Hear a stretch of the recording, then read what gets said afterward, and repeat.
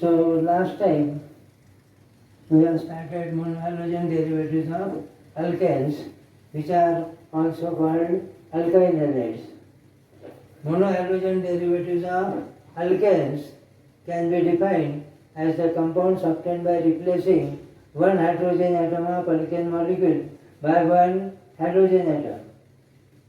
Of alkanes, ये aliphatic saturated hydrocarbon है और अल्केन्स का जनरल मॉलिक्यूलर फार्मूला है CnH2n+2 यानी अल्केन के मॉलिक्यूल में जितने कार्बन एटम रहेंगे उसके डबल से दो ज़्यादा हाइड्रोजन एटम रहेंगे और ये जो अल्केन है इसमें का एक हाइड्रोजन एटम कम कर देना और वो हाइड्रोजन एटम हैलोजन एटम से एक से रिप्लेस करना तो जो कंपाउंड्स फॉर्म होंगे वो कंपाउंड्स हैं मोनोहैलोजन डेरिवेटिव्स ऑफ अल्केन्स और उनका जनरल मॉलिक्यूलर फार्मूला है CnH2n+1x और ये जो फार्मूला है CnH2n+1 ये अल्काइल ग्रुप है रेडिकल का फार्मूला है which are denoted by capital letter R. Therefore alkyl halides can be denoted represented as RX where R is any alkyl group, alkyl radical or X and a halide group. R and alkyl, X and halide, therefore they are called alkyl halides. तो what are alkyl halides ऐसा अगर question आता है तो उसका answer इस प्रकार से आपको देना पड़ेगा. Alkyl halides are monohalogen derivatives of alkanes obtained by replacing one hydrogen atom of alkane molecule by one halogen atom having general molecular formula CnH2n+1x, general formula Rx, where R is any alkyl group and X is halide group. For example, R is suppose CH3 and X is suppose Cl. ये जो alkyl group है इसका नाम है methyl और Cl यानी chloride इसलिए इसका नाम हो गया मिथाइल क्लोराइड. इसका कॉमन नेम मिथाइल क्लोराइड. ये हो गया अल्काइल हैलाइड की डेफिनेशन. और अल्काइल हैलाइड का जनरल मॉलिक्यूलर फार्मूला है CnH2n+1x. इसका मतलब अल्काइल हैलाइड के मॉलिक्यूल में जितने कार्बन एटम्स हैं उसके डबल से एक ज़्यादा हाइड्रोजन एटम्स रहेंगे और एक ही हाइड्रोजन एटम रहेगा और वो हाइड्रोजन एटम इसमें के कोई भी एक कार्बन एटम को अटैच रहेगा और वो कार्बन एटम जिसको हाइड्रोजन एटम अटैच है अल्काइल हैलाइड में का वो कार्बन एटम अगर प्राइमरी कार्बन एटम है तो उस अल्काइल हैलाइड को अपन कहेंगे प्राइमरी अल्काइल हैलाइड. वो कार्बन एटम अगर सेकेंडरी कार्बन एटम है तो उसको अपन कहेंगे सेकेंडरी अल्काइल हैलाइड और वो कार्बन एटम अगर टर्सरी कार्बन एटम है तो उसको अपन कहेंगे टर्सरी अल्काइल हैलाइड्स. अब इसके बाद में भूलना नहीं कि अल्काइल हैलाइड्स यानी monohalogen derivatives of alkanes and they are classified into three types: primary, secondary and tertiary. और प्राइमरी अल्काइल हैलाइड में हाइड्रोजन एटम ये प्राइमरी कार्बन को अटैच रहता है. प्राइमरी अल्काइल हैलाइड का जनरल फार्मूला RCH2X. यहाँ पर R यानी हाइड्रोजन भी हो सकता है या अल्काइल ग्रुप भी हो सकता है और ये carbon atom primary carbon atom. Secondary alkyl halide में हाइड्रोजन एटम सेकेंडरी कार्बन को अटैच रहता है. सेकेंडरी अल्काइल हैलाइड का जनरल फार्मूला RCHX R'. ये carbon atom secondary carbon atom है क्योंकि ये कार्बन एटम इसमें के कार्बन को और इसमें के कार्बन को दो कार्बन को डायरेक्टली अटैच है इसलिए ये carbon atom secondary carbon atom है और ये अल्काइल हैलाइड भी सेकेंडरी अल्काइल हैलाइड है. टर्सरी अल्काइल हैलाइड का जनरल फार्मूला पर लिखा था RC R' R'(X) R'(R') ये तीनों के तीनों अल्काइल ग्रुप्स है. इसमें भी सेम और डिफरेंट. ये कार्बन एटम इसमें के तीन कार्बन को डायरेक्टली अटैच है. ये carbon atom tertiary carbon atom है इसलिए ये टर्सरी अल्काइल हैलाइड है. और प्राइमरी अल्काइल हैलाइड के मॉलिक्यूल में जिस कार्बन को हाइड्रोजन एटम अटैच है उसको कम से कम दो हाइड्रोजन एटम्स अटैच रहेंगे. सेकेंडरी अल्काइल हैलाइड के मॉलिक्यूल में जिस कार्बन को हाइड्रोजन एटम अटैच है उसको एक ही हाइड्रोजन रहेगा. और टर्सरी अल्काइल हैलाइड के मॉलिक्यूल में जिस कार्बन को एक हाइड्रोजन एटम अटैच है उस कार्बन को एक भी हाइड्रोजन एटम अटैच नहीं रहेगा। That is the structural difference between primary, secondary and tertiary alkyl halides. इतना अपन ने पिछली बार लिया था। अल्काइल हैलाइड्स का क्लासिफिकेशन 3 टाइप में, primary, secondary and tertiary. Now today we have to consider, we have to discuss with nomenclature of alkyl halides. अब nomenclature of alkyl halides and a system of naming alkyl halides. Alkyl halides यानी hydrogen derivatives आप लिखेंगे, पक्का ध्यान में रखना। और alkyl halide को नाम देने की 2 सिस्टम्स है, 2 मेथड्स है। एक है कॉमन सिस्टम या ट्रिवियल सिस्टम है या ट्रेडिशनल सिस्टम जो शुरू से चलती हुई आ रही है, और दूसरी सिस्टम है IUPAC सिस्टम। जैसे मान लो किसी के घर में एक नया बेबी आ गया तो उसको 12 दिन के बाद में झूले में डालते हैं, फिर उसका नामकरण विधि होता है, और वो नामकरण विधि है उसका नॉमेनक्लेचर, फिर उसका नाम रखा जाता है। जनरली बच्चों के 2 प्रकार के नाम रहते हैं, एक निक नेम जो घर में चलता है, और दूसरा स्कूल नेम जो रजिस्टर में रहता है। आप में से भी बहुत सारे बच्चों के 2-2 नाम होंगे, घर में का नाम अलग, निक नेम अलग, और स्कूल रजिस्टर में का नाम अलग। वैसे ही ऑर्गेनिक कंपाउंड को भी जनरली 2 प्रकार के नाम रहते हैं, एक कॉमन नेम, दूसरा IUPAC नेम। कॉमन सिस्टम में का जो नाम है उसको अपन कहेंगे उसका कॉमन नेम, IUPAC सिस्टम में का जो नाम है उसको अपन कहेंगे IUPAC नेम। तो अल्काइल हैलाइड का नाम रखने की भी, अल्काइल हैलाइड को नाम देने की भी 2 सिस्टम्स है। उसमें की एक है कॉमन सिस्टम और ट्रिवियल सिस्टम, पुरानी सिस्टम जो पहले से चलती हुई आ रही सिस्टम है, और दूसरी सिस्टम है IUPAC सिस्टम। अब IUPAC सिस्टम अपन बाद में लेंगे, पहले अपन कंसिडर करेंगे कॉमन सिस्टम और trivial system for the nomenclature of alkyl halide.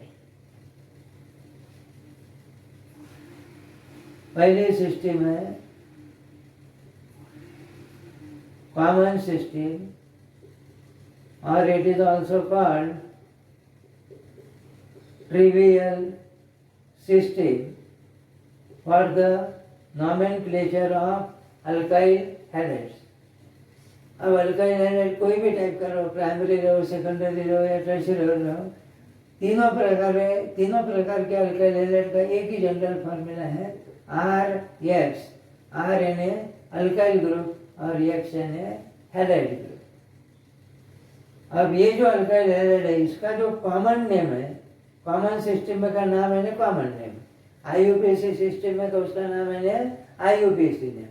तो जो सिंपल अल्काइल हैलाइड्स है उनको 2 प्रकार के नाम रहेंगे, कॉमन नेम भी रहेगा और IUPAC नेम भी रहेंगे। दोनों प्रकार के नाम आपको मालूम होना जरूरी है। अब ये जो अल्काइल हैलाइड है इसका कॉमन नेम कैसे तैयार किया जाता है, इसमें R यानी अल्काइल ग्रुप है और X यानी हैलाइड ग्रुप।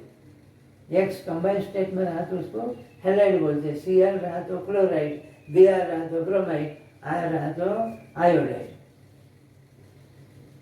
R यानी अल्काइल ग्रुप या अल्काइल रेडिकल और X यानी हैलाइड, इसलिए इसका नाम दिया है अल्काइल हैलाइड।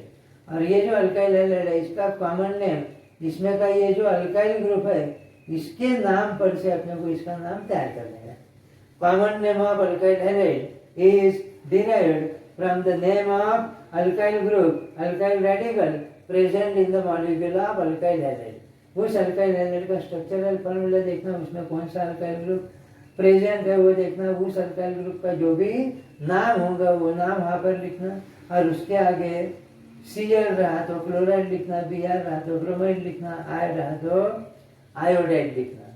जैसे R मान लो अपन ने CH3 लिया और X ने मान लो Br लिया, इसमें का ये जो अल्काइल ग्रुप है CH3, इस अल्काइल ग्रुप का नाम मिथाइल ग्रुप है METHYL, और Br यानी ब्रोमाइड, तो इसका कॉमन नेम हो गया मिथाइल ब्रोमाइड। तो अल्काइल हैलाइड के जो कॉमन नेम्स है वो कॉमन नेम्स उनमें के अल्काइल ग्रुप के कॉमन नेम पर से तैयार किए। और कोई भी अल्काइल हैलाइड का अगर अपने को कॉमन नेम बताने का है, देने का है, तो उसमें का जो अल्काइल ग्रुप है उसका कॉमन नेम अपने को मालूम होना जरूरी है।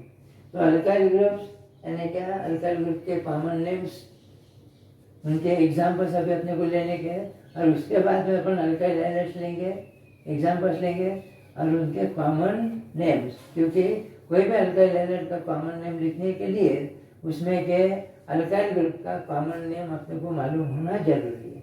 तो पहले अपन लेंगे अल्काइल ग्रुप्स और अल्काइल रेडिकल्स।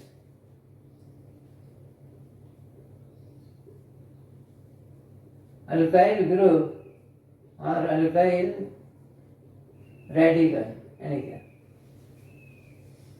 अब कंपाउंड का स्मॉलेस्ट पार्टिकल है मॉलिक्यूल,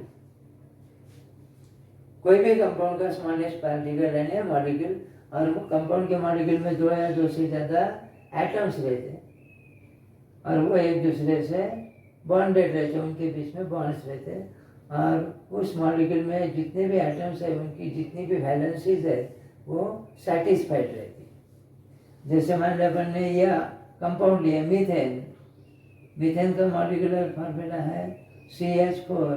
मीथेन के मॉलिक्यूल में एक कार्बन एटम है और 4 हाइड्रोजन एटम्स है। कार्बन की कोवैलेंसी 4 है, हाइड्रोजन की कोवैलेंसी 1 है। मीथेन का स्ट्रक्चरल फार्मूला ऐसा है C, और इसको 4 हाइड्रोजन एटम्स, ये होगा मीथेन का मॉलिक्यूल। अब ग्रुप या रेडिकल लेने का, मान लो अपन ने इसमें का एक हाइड्रोजन एटम कम कर दिया, तो इसमें के कार्बन की एक वैलेंसी अनयूज रहेगी। अब ये जो बन गया इसको अपन कहेंगे ग्रुप या रेडिकल। ग्रुप या रेडिकल में भी एक या एक से ज़्यादा एटम रहते, ग्रुप या रेडिकल में एक या एक से ज़्यादा एटम रहते, और उसमें के कुछ एटम की वैलेंसीज अनसेटिस्फाइड रहती, अनयूज रहती। मॉलिक्यूल में का एक पार्ट यानी ग्रुप या रेडिकल, और वो जो ग्रुप या रेडिकल है उसमें के सभी एटम की वैलेंसी सेटिस्फाई नहीं रहती, कुछ एटम्स की वैलेंसीज उसमें अनसेटिस्फाइड रहती, अनयूज रहती, that is called group or radical. ये ग्रुप या रेडिकल की डेफिनेशन हो गई। Group or radical is defined as an atom or group, atom or group of atom having unused valencies. ऐसा एखादा एटम या ऐसा एखादा ग्रुप ऑफ एटम जिसमें के कुछ एटम्स की वैलेंसीज अनयूज रहती, अनसेटिस्फाइड रहती, वो सेटिस्फाई करने के लिए उसको दूसरा ग्रुप जोड़ना जरूरी रहता। तो that is the difference between molecule and group or radical. Molecule में सभी एटम की वैलेंसी सेटिस्फाइड रहती, ग्रुप या रेडिकल में कुछ एटम्स की वैलेंसीज अनसेटिस्फाइड रहती, अनयूज रहती। ये हो गई ग्रुप या रेडिकल की डेफिनेशन। अब अल्काइल ग्रुप या अल्काइल रेडिकल है क्या? Alkyl group or alkyl radical is denoted by capital letter R। अब अल्काइल ग्रुप के डेफिनेशन, कोई भी एक अल्केन लेना, अल्केन का मॉलिक्यूल, और उस अल्केन के मॉलिक्यूल में का एक हाइड्रोजन एटम, कोई भी एक कार्बन का एक हाइड्रोजन एटम रिमूव कर देना, तो उस कार्बन की एक वैलेंसी अनयूज रहेगी, और जो ग्रुप फॉर्म होगा वो ग्रुप यानी alkyl group or alkyl radical. So alkyl group or alkyl radical can be defined as a group or radical which is obtained by removing one hydrogen atom from the molecule of alkane। कोई भी एक alkane एक compound है, उसका smallest particle यानी molecule, उस alkane का जो मॉलिक्यूल है उसमें के कोई भी एक कार्बन का एक हाइड्रोजन एटम रिमूव कर डालना, तो उस कार्बन की एक वैलेंसी अनयूज रहेंगी, और जो ग्रुप तैयार होगा उसको अपन कहेंगे alkyl group or alkyl radical. और उसमें के एक कार्बन की एक वैलेंसी, कोई भी एक कार्बन की एक वैलेंसी अनयूज रहेंगी, और वो जो अनयूज वैलेंसी है उसको अपन कहेंगे पूरे अल्काइल ग्रुप की, अल्काइल रेडिकल की वैलेंसी। अब अल्केन का जनरल मॉलिक्यूलर फॉर्मूला है CnH2n+2। जितने कार्बन एटम्स है उसके डबल से 2 ज़्यादा हाइड्रोजन एटम्स, और सभी कार्बन की, सभी हाइड्रोजन की वैलेंसी इसमें सेटिस्फाइड रहेगी। और इसमें के ये जो n number of carbon atoms है उसमें के कोई भी एक कार्बन का एक हाइड्रोजन एटम कम कर देना, कार्बन उतने रहेंगे, हाइड्रोजन का नंबर 1 से कम हो जाएगा, CnH2n+1। और इसमें के कोई भी एक कार्बन की एक वैलेंसी अनयूज रहेगी, और वो जो अनयूज वैलेंसी है वो इस प्रकार से बताना, डैश, ये तो इधर से डैश दिए तो भी चलेगा या इधर से डैश दिए तो भी चलेगा।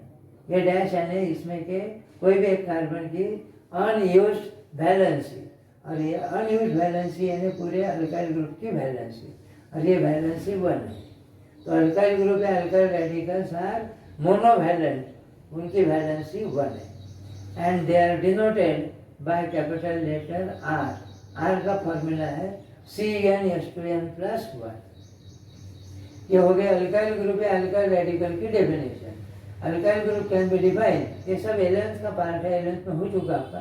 Alkyl group or alkyl radical is defined as a radical or group which is obtained by the removal of one hydrogen atom from the molecule of alkane having general formula CnH2n+1। they are denoted by letter R। R को भी एक dash बताना। और ये जो alkyl group है, alkyl radical है, ये मोनोवैलेंट है, मतलब इनकी वैलेंसी 1 है, मतलब इसमें के कोई भी एक कार्बन की एक वैलेंसी अनयूज रहेंगी, उसको अपने को दूसरा एक एटम या ग्रुप अटैच करना पड़ेगा तो मॉलिक्यूल फॉर्म होगा और उसकी वैलेंसी सेटिस्फाई हो जाएगी। ये हो गई डेफिनेशन। अब अल्काइल ग्रुप का नाम कैसे तैयार करना? अल्केन पर से अल्काइल ग्रुप फॉर्म हुआ है। Alkyl group is obtained from alkane by removing one hydrogen atom from the molecule of alkane. इसलिए अल्काइल ग्रुप का जो कॉमन नेम है वो कॉमन नेम भी अल्केन के नाम कॉमन नेम पर से तैयार करना। कोई भी अल्केन के नाम के आखिर में ये नहीं आएगा, और कोई भी अल्काइल ग्रुप के नाम के आखिर में YL आएगा। तो जिस अल्केन से वो अल्काइल ग्रुप फॉर्म हुआ है, उस अल्केन के नाम के आखिर में जो ये नहीं आएगा उसको YL से रिप्लेस करना। अल्केन पर से ये नाम तैयार किया है alkyl, by replacing ending ANE from the name of alkane by YL। कोई भी एक अल्केन लेना, उसमें के कोई भी एक कार्बन का एक हाइड्रोजन एटम रिमूव कर डालना, उस कार्बन की एक वैलेंसी अनयूज रहेंगे, उसको डैश से बताना, और जो ग्रुप तैयार होंगे वो ग्रुप है अल्काइल ग्रुप, और उस अल्काइल ग्रुप का नाम उसी अल्केन के नाम पर से तैयार करना। उस अल्केन का जो भी नाम होगा वो नाम वहाँ पर लिखना, और उसके नाम के आखिर में जो ये नहीं आता है उसके जगह पर YL लिखना। जैसे अल्केन मान लो अपन ले लिया मीथेन, MeTH, ये नहीं, उसमें का एक हाइड्रोजन कम करने के बाद में जो ग्रुप फॉर्म होगा उसका नाम आएगा METHYL, मिथाइल। प्रोनाउंसिएशन अलग अलग प्रकार से अलग अलग ग्रुप करते हैं। METHYL कोई मेथिल बोलेगा, कोई मिथाइल बोलेगा, इथेन से इथाइल, प्रोपेन से प्रोपाइल, ब्यूटेन से ब्यूटाइल, पेंटेन से पेंटिल। इस प्रकार से अल्केन में का हाइड्रोजन एटम कम करने के बाद में, एक हाइड्रोजन एटम कम करने के बाद में फॉर्म होने वाले ग्रुप यानी अल्काइल ग्रुप। अब कुछ अल्काइल ग्रुप्स के अपने को एग्जांपल लेने के, उनके नाम अपने को हमेशा के लिए ध्यान में रखने के हैं, क्योंकि बहुत सारे ऑर्गेनिक कंपाउंड्स ऐसे हैं कि जिनके कॉमन नेम्स उनमें के अल्काइल ग्रुप पर से तैयार करते हैं, इसलिए अल्काइल ग्रुप के नाम ध्यान में रखना जरूरी है। अब यहाँ पर अपन लिखेंगे अल्केन, और यहाँ पर उस अल्केन से फॉर्म होने वाला अल्काइल ग्रुप या radical denoted by capital letter R। अब पहला अल्केन है मीथेन, METH, ये उसका फार्मूला है CH4, और इसका स्ट्रक्चरल फार्मूला है कार्बन और इसको 4 hydrogen atoms by single covalent bonds. Carbon की 4 कोवेलेंसी और हर एक हाइड्रोजन की एक वैलेंसी सेटिस्फाई हो गई। अब इसमें का एक हाइड्रोजन एटम अपने को रिमूव करने का, ये हाइड्रोजन वन अपन ने रिमूव कर दिया तो ये ग्रुप या रेडिकल बन गया। कार्बन को 3 हाइड्रोजन एटम्स और इस कार्बन की एक वैलेंसी अनयूज्ड। अब जितना डिटेल में लिखना पड़ेगा अपने को, शॉर्ट में लिखने का रहा तो ऐसे लिखना, कार्बन को 3 हाइड्रोजन, इसको कंडेंस फार्मूला बोलते हैं, कार्बन को 3 हाइड्रोजन CH3 और इस कार्बन को एक तो इधर से डैश बताना नहीं तो इधर से बताना, दोनों तरफ से नहीं बताना, क्योंकि ये जो डैश है ये डैश उसकी वैलेंसी रिप्रेजेंट करता है। एक तो CH3 ग्रुप को इस प्रकार से अपन बता सकते हैं या CH3 ग्रुप को ऐसे बताएं तो भी चलेगा। ये होगा पहला अल्काइल ग्रुप CH3। अब ये मीथेन से फॉर्म हुआ है तो इसका नाम भी इस पर से तैयार करना, ये यानी को YL से रिप्लेस करना। तो ये जो CH3 ग्रुप है इसका नाम अभी ध्यान में रखना, इसके बाद में it is called METHYL, methyl group या मेथिल ग्रुप। ये होगा पहला अल्काइल ग्रुप, मीथेन से मिथाइल। अब दूसरा अल्केन लेंगे अपन, second alkane. Second alkane is ethane. Ethane का मॉलिक्यूलर फार्मूला है C2H6 और इसका स्ट्रक्चरल फार्मूला अपन ने लिया था, ये सैचुरेटेड हाइड्रोकार्बन है, इसमें कार्बन कार्बन में सिंगल बॉन्ड और इस कार्बन को 3 हाइड्रोजन एटम्स, इस कार्बन को भी 3 हाइड्रोजन एटम्स। ये होगा इथेन का स्ट्रक्चरल फार्मूला। इसमें 2 कार्बन एटम्स है, इसको 3 हाइड्रोजन, इसको भी 3 हाइड्रोजन, कोई भी एक कार्बन का एक हाइड्रोजन एटम अपन रिमूव करेंगे। मान लो इस कार्बन का एक हाइड्रोजन एटम अपन ने रिमूव कर दिया तो इस कार्बन की एक वैलेंसी अनयूज रहेंगी, वो अपने को डैश से बतानी पड़ेगी। अब इसको कंडेंस फॉर्म में कैसे लिखना, कार्बन को 3 हाइड्रोजन एटम्स है, यहाँ पर CH3 लिखना, यहाँ पर सिंगल बॉन्ड है, सिंगल बॉन्ड बताया तो भी चलता, नहीं भी बताया तो भी चलता। कार्बन को 2 हाइड्रोजन एटम्स है CH2 और इस कार्बन की एक valency unused, CH3 single bond CH2 और यहाँ पर डैश बताना। ये कंटिन्यूएशन में भी लिखा तो भी चलता, सिंगल बॉन्ड नहीं भी बताया तो भी चलता, CH3 CH2। या इसको और शॉर्ट करने का रहा तो C2H5 ग्रुप लिखा तो भी चलता और इसकी एक वैलेंसी अनयूज्ड। इस कार्बन का भी हाइड्रोजन अगर अपन ने कम कर दिया तो भी वही ग्रुप मिलने वाला है, और अपन ने इस कार्बन का एक हाइड्रोजन कम कर दिया तो ग्रुप ऐसा आएगा CH2 CH3, CH3 CH2 और CH2 CH3, एक ही ग्रुप है।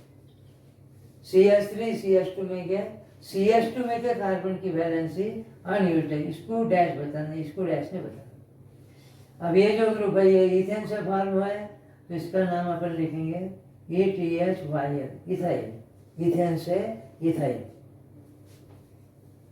अब तीसरा अल्केन लेंगे अपन, third alkane. Third alkane is propane. Third alkane is propane.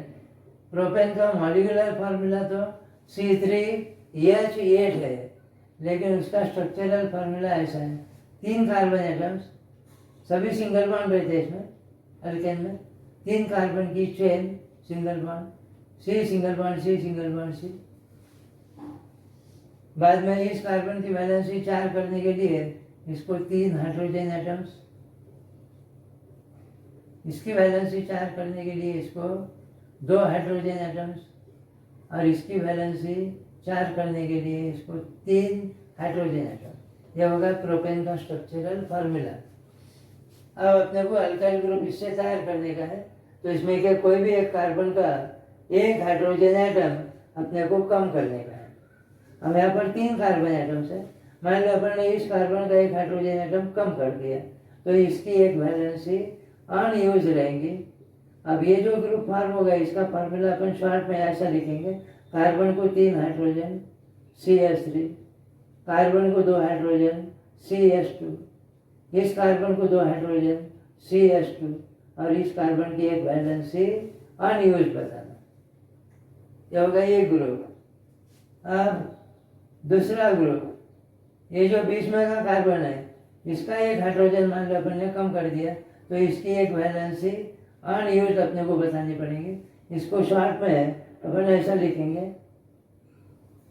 Carbon को 3 हाइड्रोजन CH3, कार्बन को 1 हाइड्रोजन CH, और इसकी एक अनयूज्ड वैलेंसी नीचे या ऊपर किधर भी बता तो भी सकता है, और इस कार्बन को 3 हाइड्रोजन CH।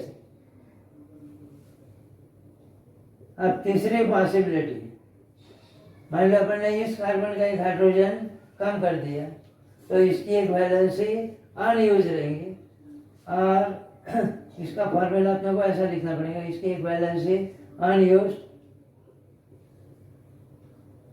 CH2, फिर CH2 और फिर CH3। लेकिन ये ग्रुप और ये ग्रुप सेम है, CH3 CH2 CH2 को इसको पलटा के लिखा तो ये ग्रुप फॉर्म होता। ये और ये अलग अलग ग्रुप नहीं है, ये दोनों एक ही ग्रुप है। यानी प्रोपेन से अपने को 2 ही प्रकार के अल्काइल ग्रुप मिलेंगे। एक अल्काइल ग्रुप है CH3 CH2 CH2, और ये जो अल्काइल ग्रुप है इस अल्काइल ग्रुप का कॉमन नेम है एन प्रोपाइल ग्रुप। एन लगाना, एन का मतलब नॉर्मल, और नॉर्मल का मतलब इसमें 3 कार्बन एटम चेन में है और पहले कार्बन की एक वैलेंसी अनयूज्ड है। और ये जो प्रोपाइल ग्रुप है इसके 2 नाम है, इसका नाम आइसोप्रोपाइल भी लिख सकते हैं अपन, इसका नाम सेकेंडरी प्रोपाइल भी लिख सकते हैं।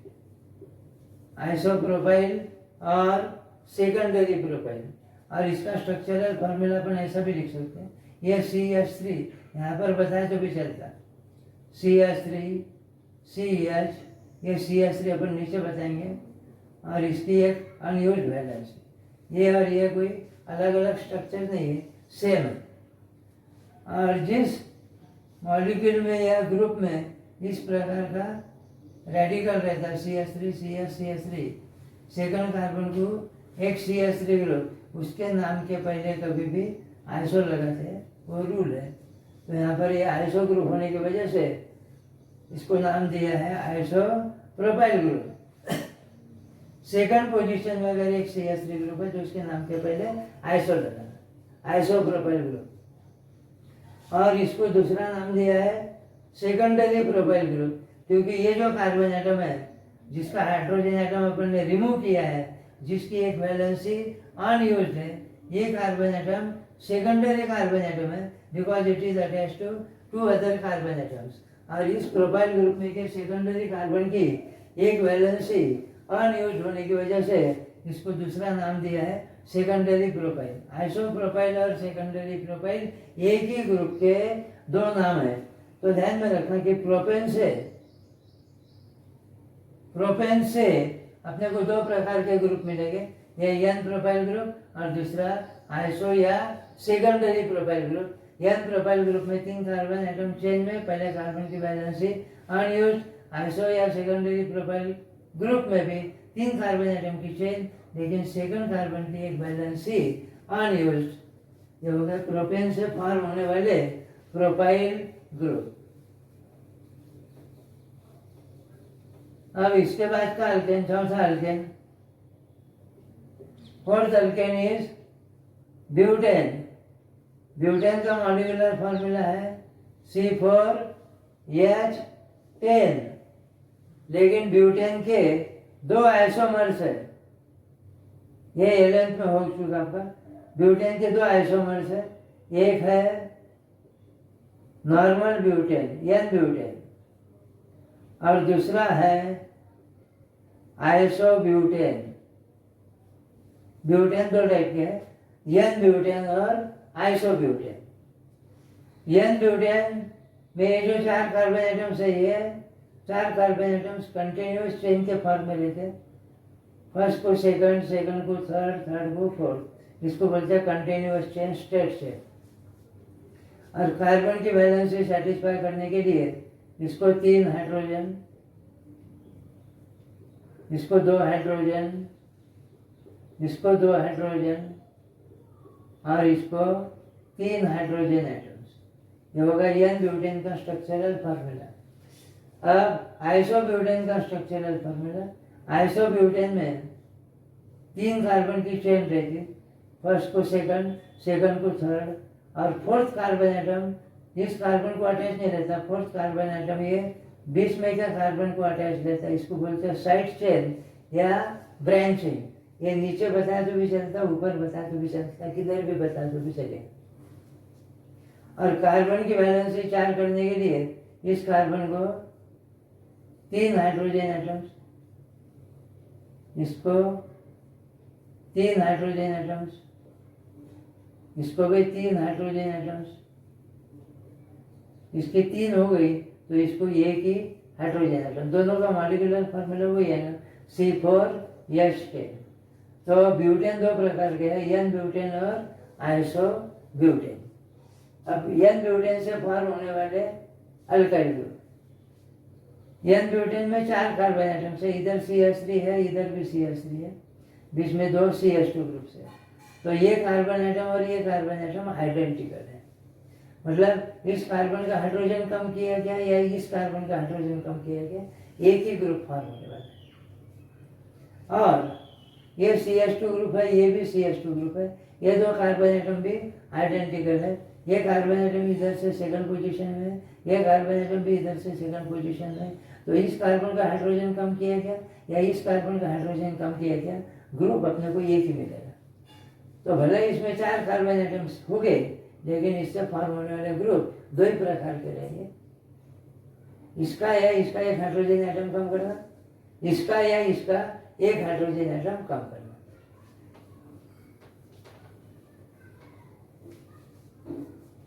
मान लो अपन ने इस कार्बन का एक हाइड्रोजन कम कर दिया, तो ग्रुप अपने को ऐसा मिलेगा, CH3, बाद में CH2, कंडेंस फॉर्म में लिख रखा, फिर CH2, और इसका एक हाइड्रोजन एटम अपन ने कम कर दिया, CH2। तो इसकी एक वैलेंसी अनयूज हो गई। ये ब्यूटेन से फॉर्म होने वाला ग्रुप है, ब्यूटाइल ग्रुप। इसमें 4 कार्बन एटम स्ट्रेट चेन में है, इसमें एन लगाना, तो इस ग्रुप का नाम होगा N butyl group. CH3 CH2 CH2 CH3 CH2 CH2 CH2 group is called N butyl group. ये एन ब्यूटेन से फॉर्म होने वाला एक ब्यूटाइल ग्रुप है। अब एन ब्यूटेन से फॉर्म होने वाला दूसरा ग्रुप, इस कार्बन का या इस कार्बन का एक हाइड्रोजन एटम कम कर देना। मान लो अपन ने इस कार्बन का एक हाइड्रोजन कम कर दिया, तो ग्रुप अपने को ऐसा मिलेगा, CH3,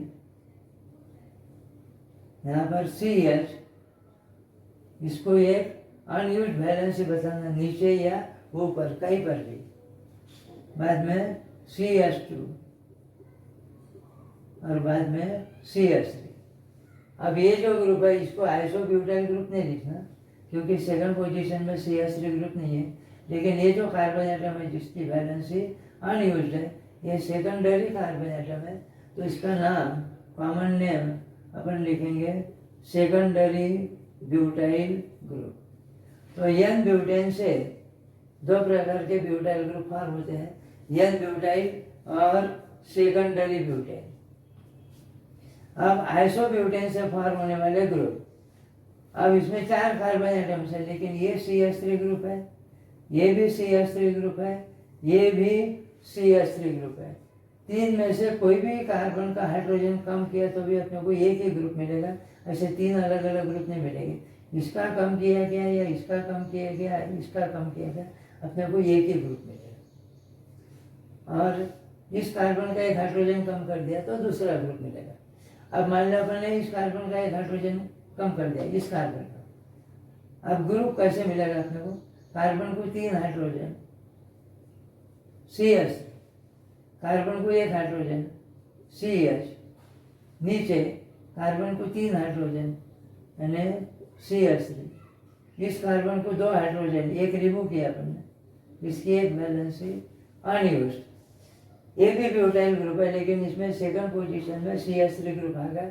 इस ग्रुप का नाम आइसो ग्रुप है, तो इसलिए इस अल्काइल ग्रुप का नाम भी आइसो ब्यूटाइल ग्रुप है। देखो यहाँ पर फर्क मालूम पड़ेगा आपको, सेकेंडरी ब्यूटाइल ग्रुप और आइसोब्यूटाइल ग्रुप के स्ट्रक्चरल फॉर्मूले अलग अलग है। आइसोप्रोपाइल और सेकेंडरी प्रोपाइल ग्रुप का स्ट्रक्चरल फॉर्मूला सेम है, लेकिन सेकेंडरी ब्यूटाइल और आइसोब्यूटाइल ग्रुप के स्ट्रक्चरल फॉर्मूले डिफरेंट है। अब दूसरी पॉसिबिलिटी, इस कार्बन का मान लिया अपन एक हाइड्रोजन कम कर दिया इस कार्बन का, तो ये CH3, ये CH3, ये CH3 और ये तीनों कार्बन को, और इस कार्बन की एक valency unused CH3, CH3, CH3, और इस कार्बन का हाइड्रोजन एटम अपन ने रिमूव किया है। ये भी ब्यूटाइल ग्रुप है, और इस ब्यूटाइल ग्रुप में जिस कार्बन की वैलेंसी अनयूज्ड है ये टर्शरी कार्बन एटम है, because it is attached to 3 other carbon atoms. Tertiary carbon की एक वैलेंसी यहाँ पर अनयूज्ड है, तो इस ग्रुप का नाम लिखना टर्शरी ब्यूटाइल ग्रुप। और इसको कैसे भी लिखा तो भी चलेगा, कार्बन को 3 CH3 बताना और कार्बन की एक वैलेंसी अनयूज्ड बताना, ऐसा भी लिखा तो भी चलेगा। कार्बन को 3 CH3 ग्रुप्स और इस कार्बन की एक वैलेंसी अनयूज्ड। CH3 यहाँ पर लिखा तो भी चलता, यह CH3 यहाँ पर लिखा तो भी चलता, यह CH3 यहाँ पर लिखा तो भी चलेगा। इसको कैसे भी लिखा तो भी चलता, सिर्फ एक ही कार्बन को 3 CH3 ग्रुप चाहिए और उसकी एक वैलेंसी अनयूज्ड चाहिए। तो ये हो गए 4 ब्यूटाइल ग्रुप्स। अब चारों में का डिफरेंस आपको ध्यान में रखने का है। ब्यूटाइल ग्रुप अब ये कैसे फॉर्म हो गए ये भूल गए तो भी चलेगा, लेकिन ये अल्काइल ग्रुप ध्यान में रखना जरूरी है। ब्यूटाइल ग्रुप 4 है, n butyl, secondary butyl, isobutyl और टर्शरी ब्यूटाइल। इन चारों में का फर्क, एन ब्यूटाइल ग्रुप में 4 कार्बन एटम की कंटिन्यूअस चेन है और पहले कार्बन की एक वैलेंसी अनयूज्ड है।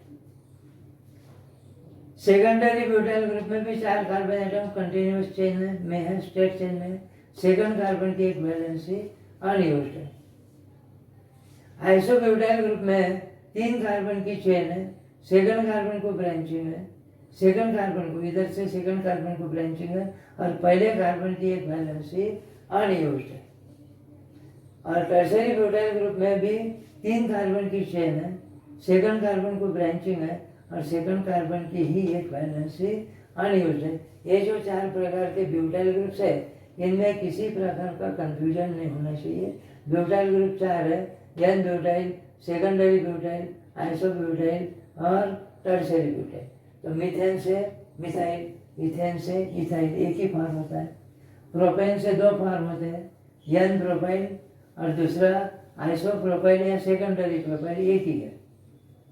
एन ब्यूटेन से 2 और आइसोब्यूटेन से भी 2, टोटल 4 ब्यूटाइल ग्रुप्स है। N butyl, secondary butyl, isobutyl and tertiary butyl. उसी प्रकार से पेंटेन से भी अल्काइल ग्रुप फॉर्म होते हैं, वो भी अलग अलग टाइप के हैं। पेंटिल ग्रुप बोलेंगे अपन उनको, वो पेंटिल ग्रुप के एग्जाम्पल्स अपन अगली बार लेंगे। और ये अल्काइल ग्रुप के बारे में जानकारी लेने के बाद में इसके बाद में अपन लेंगे कॉमन सिस्टम और the nomenclature of alkyl halide, क्योंकि अल्काइल हैलाइड का जो कॉमन नेम है वो कॉमन नेम उसमें के अल्काइल ग्रुप के नाम पर से तैयार किया, इसलिए अल्काइल ग्रुप के नाम आपको ध्यान में रखना जरूरी है।